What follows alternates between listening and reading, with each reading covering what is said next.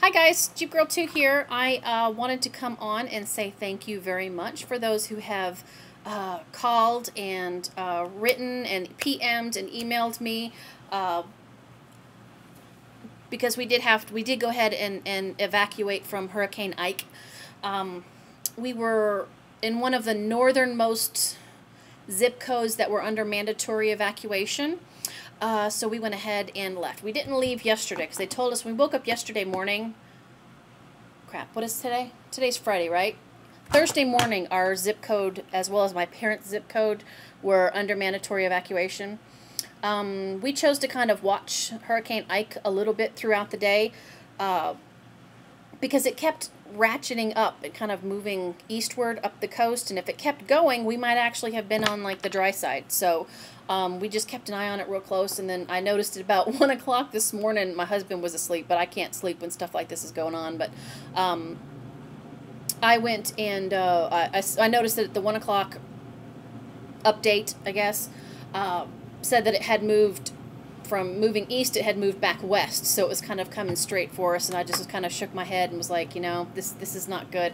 And it's like all the forecast tracks were like coming closer and closer together, and they, you know, it's not going to be the one that hooks wildly and goes the other way. You just know it's not. So anyways, we packed up this morning and left, and yes, we brought the Ranger Man. Ranger Man, say hello to the people. Can you say hello to the people? Oh, yes, he says hello, sure. Rub my belly. But anyways, we meaning myself, my husband, and my dog, we did leave this morning.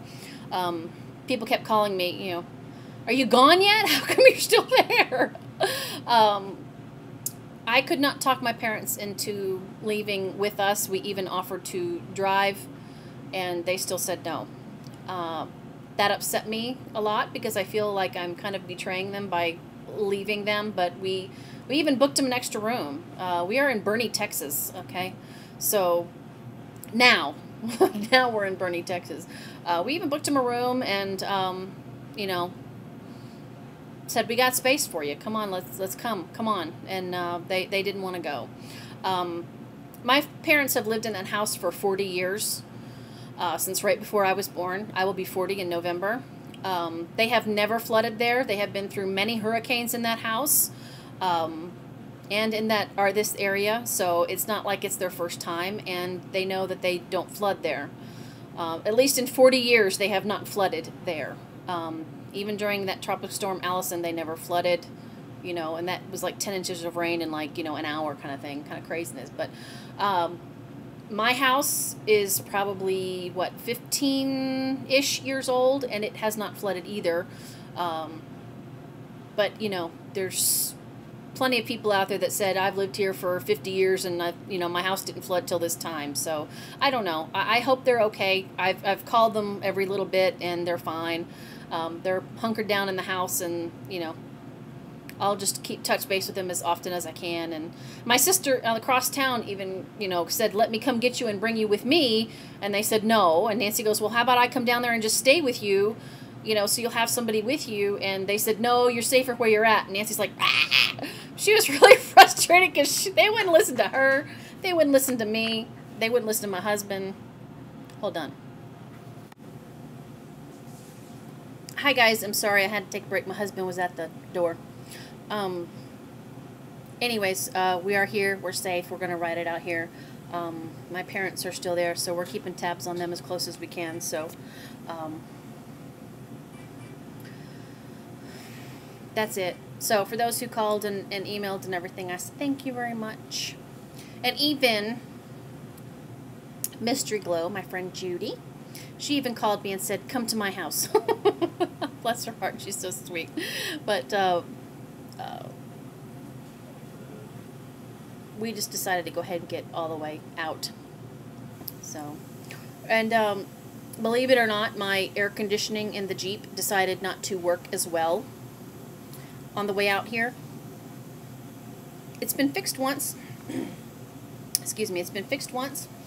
It's like it wanted to blow. It was cooling. I mean, it was cold. It was coming out cold, but then it just didn't seem like it wanted to blow. It's almost like the blowers were like the vent was closed or something, but my vents don't do that. They're always open. So anyways, we got to, on the way to Bernie, my husband used his groovy little, crackberry, and found a Jeep dealership here. And so once we got in and we got settled here at the hotel,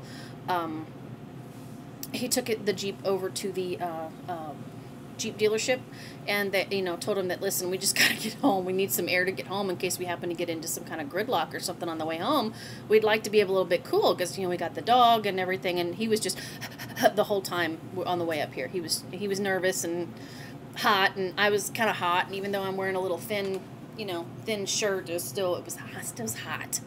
And so anyways, air conditioner is now half working. So it's blowing in the middle, but it's not blowing on the passenger side. So they did fix that, and it was only like $39. So that was really good. I don't know what they did, but we'll get the rest of it fixed when we get back. And do you guys see this? Look. It's a hurricane stress pimple. It is. I'm telling you. They've been one right after the other, and I just can't. I don't know. But anyway, that's what it is. That's my story, and I'm sticking to it. Also, right next door to the Jeep dealership, look, my husband came back and said, this is how we're going to evacuate next time. Look, aren't these cool? He wants one of these little groovy RVs. That's how he wants to go. He thinks he thinks that's the way to go for next time. Oh, anyways, that's it, y'all. I'll keep you posted. Say a little something for my folks, would you? I'd appreciate it. All right.